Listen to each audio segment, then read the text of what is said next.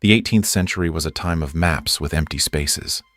To fill them, men had to face the most unforgiving force on Earth, the open ocean. For months, there would be nothing but the horizon, until the sky itself turned against them.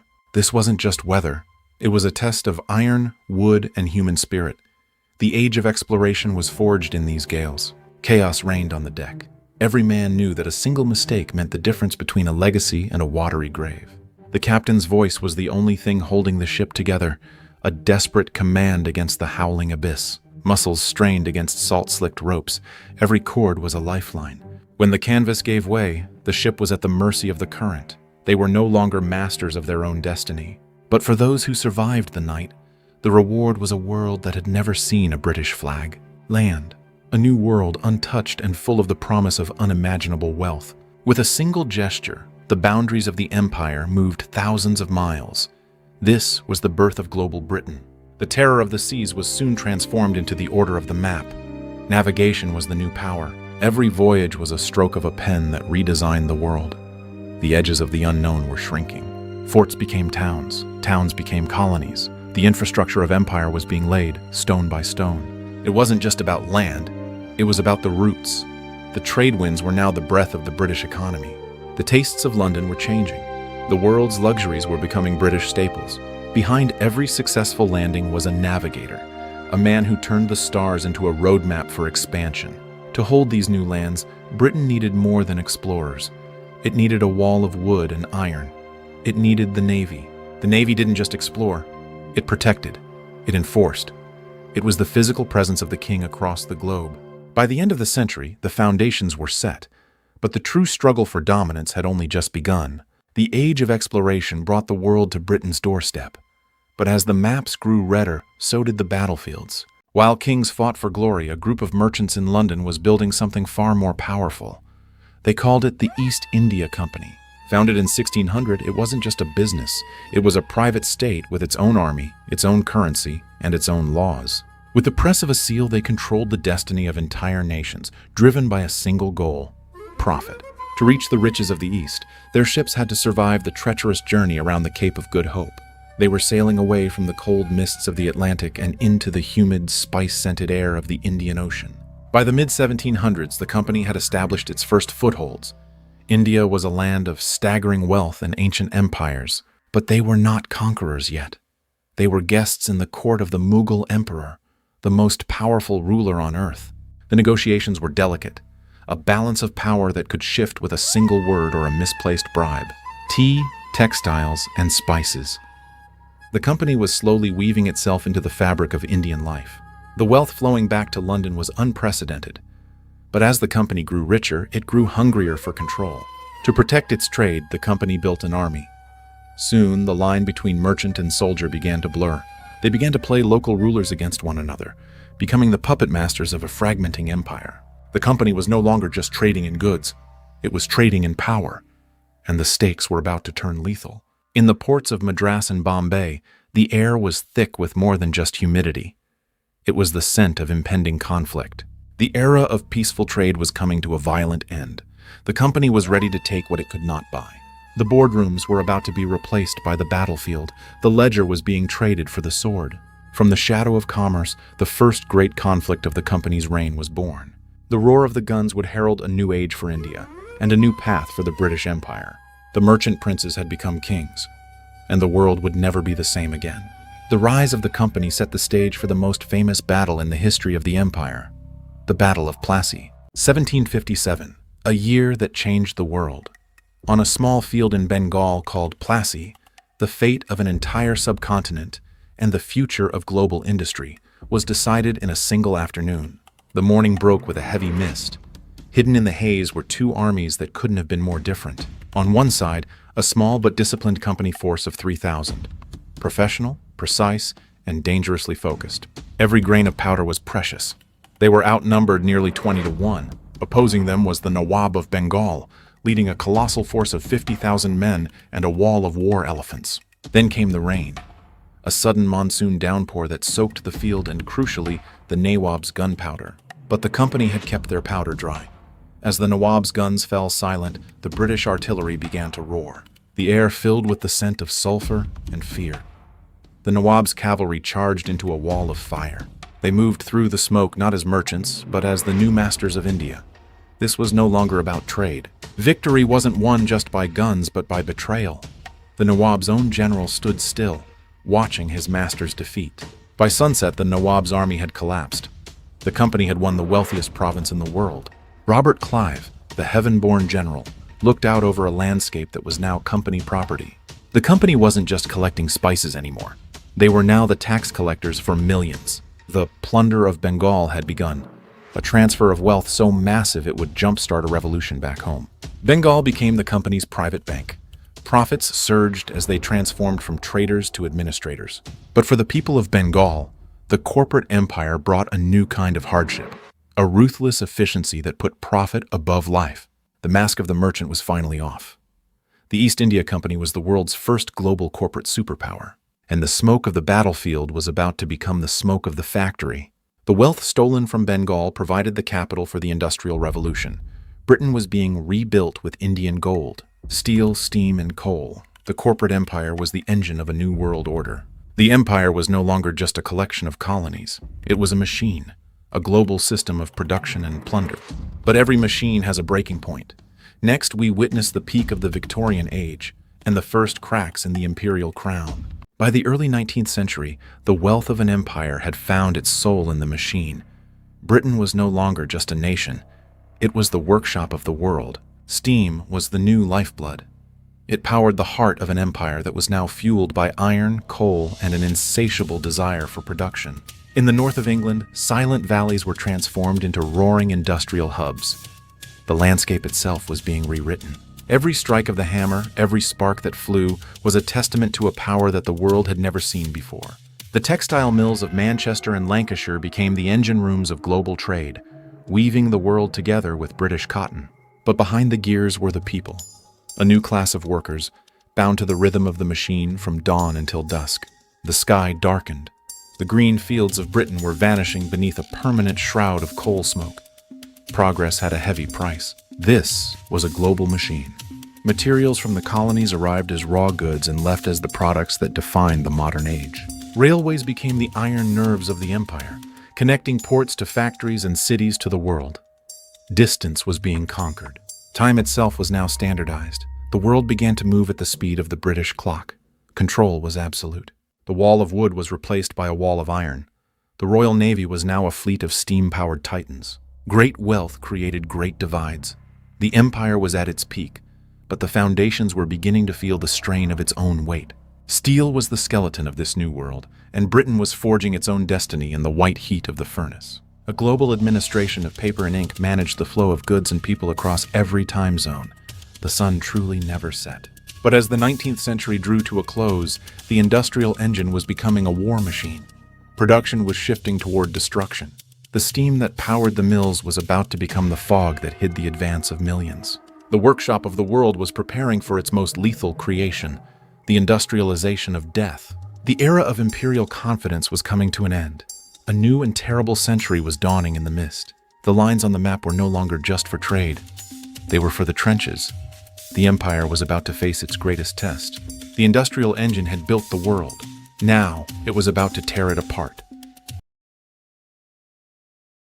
By the mid-19th century, India had become the center of gravity for the entire British Empire.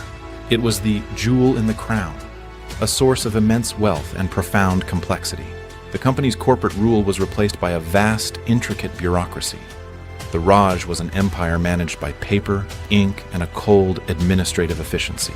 Taxation became the heartbeat of the administration. Millions of lives were governed by ledgers that measured success in revenue and profit. Then came the iron. A network of railways began to stretch across the subcontinent, a feat of engineering designed to move goods and troops at the speed of steam. The railway was the empire's physical embrace, binding distant provinces to the ports and to the crown. But beneath the surface of progress, a storm was brewing. In 1857, the tension finally snapped. The Great Rebellion began. It was a conflict of unprecedented brutality. The empire was shaken to its core as cities burned and the authority of the company collapsed. The rebellion was suppressed, but the era of the company was over. The crown would now take direct control. In 1858, Queen Victoria was proclaimed Empress of India. The merchant empire had officially become the British Raj. It was a moment of peak imperial splendor, a promise of peace and justice backed by the full weight of the British state. The architecture of the Raj was built to last centuries, a physical manifestation of a power that believed it would never fade. It was a world of shared interests and deep divisions, a complex tapestry of collaboration and resistance. India fueled the empire's global trade.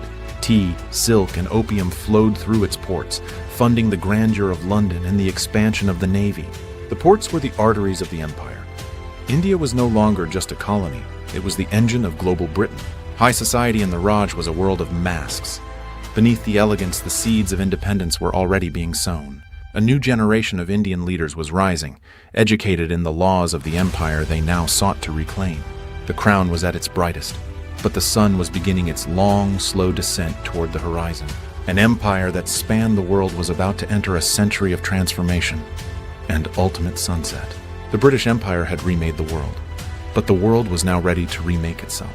This was the British Empire, a name written in ink, blood, and iron. Its legacy remains etched in the maps we draw and the languages we speak today. By the late 1800s, the British Empire had reached its zenith.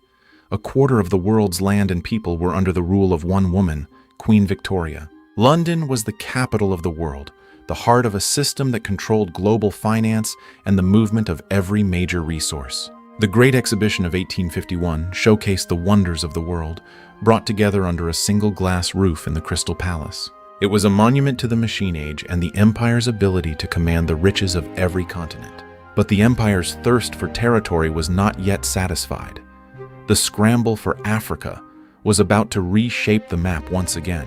The lines on the paper soon became a reality on the ground, a conquest of scale and speed. From the Cape to Cairo, the ambition was to build a continuous red line through the heart of the continent. They brought with them the laws, the language, and the technology of Britain, imposing a new order on an ancient landscape. But this expansion was met with fierce resistance. The pride of the empire often came at the cost of blood and fire. The oceans were filled with the smoke of British steamships, carrying tea from China, wool from Australia, and wheat from Canada. London was the clearinghouse for the world's goods. The wealth of the empire was reflected in the grand stone buildings rising along the Thames. On every continent, the red map was a reality. The British Empire was the largest dominion in the history of man. It was a global network, connected by telegraph cables and protected by the most powerful navy the world had ever seen. The splendor was unmatched. The empire believed it had reached a state of permanent stability, a Pax Britannica that would never end. But even at the height of its power, the shadows were lengthening. The century of imperial peace was drawing to a close. New powers were rising, and the old certainties were being challenged. The world was changing once again. The light of the Victorian age was about to be extinguished by the coming storm of the 20th century. The peace was a fragile mask. Beneath it, the gears of a new kind of war were already in motion. The height of the empire was not just a peak, it was the edge of a precipice. The fall was about to begin.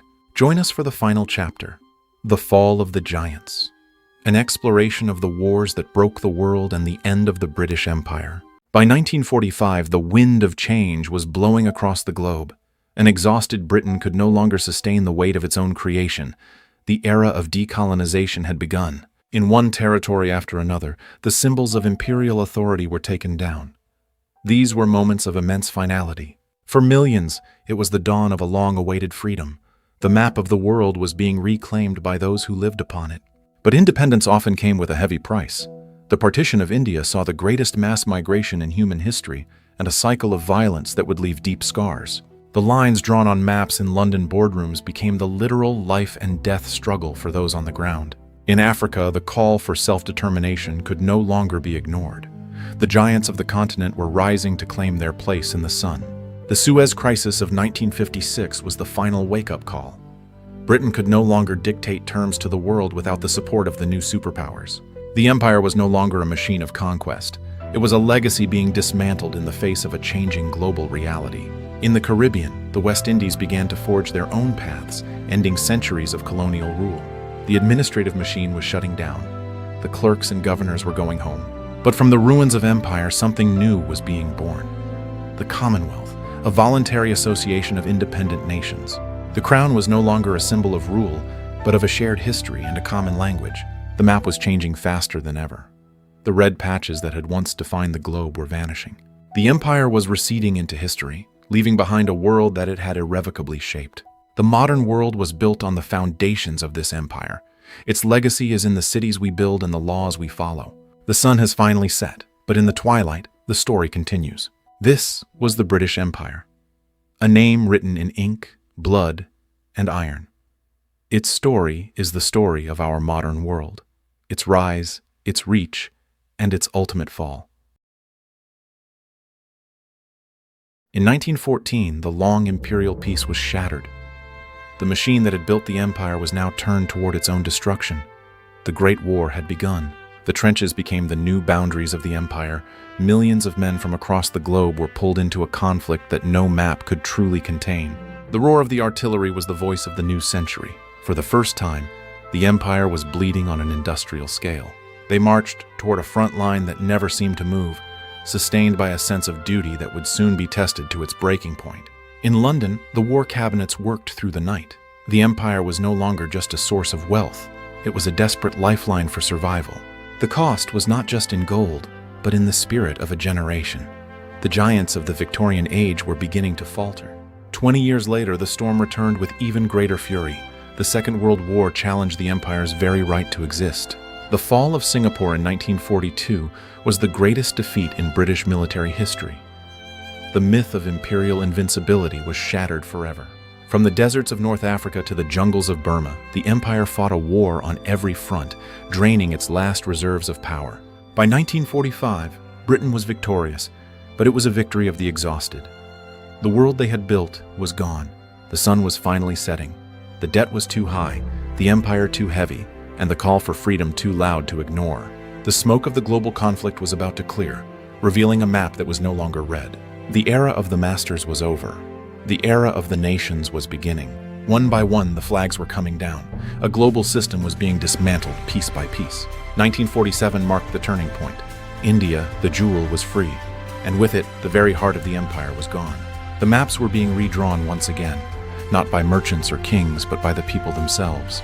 The British Empire had remade the world in its image. Now, it had to find its own place within it. The sun has set on the largest empire the world has ever seen. But history never truly ends.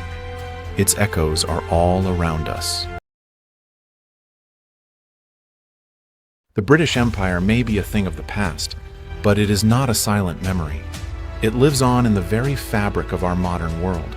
It is seen in the vibrant, multicultural streets of London, a city that was once the heart of the empire and is now a home for the world. Its legacy is etched into the legal systems and courtrooms across continents, providing the foundations for modern justice and governance. It is found in the shared language of sport, a passion for cricket that connects nations from the Caribbean to the Indian subcontinent.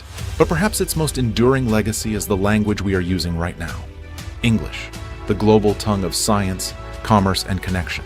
It is a bridge that spans oceans and cultures, a tool for communication that far outlasts the rule of any king or queen.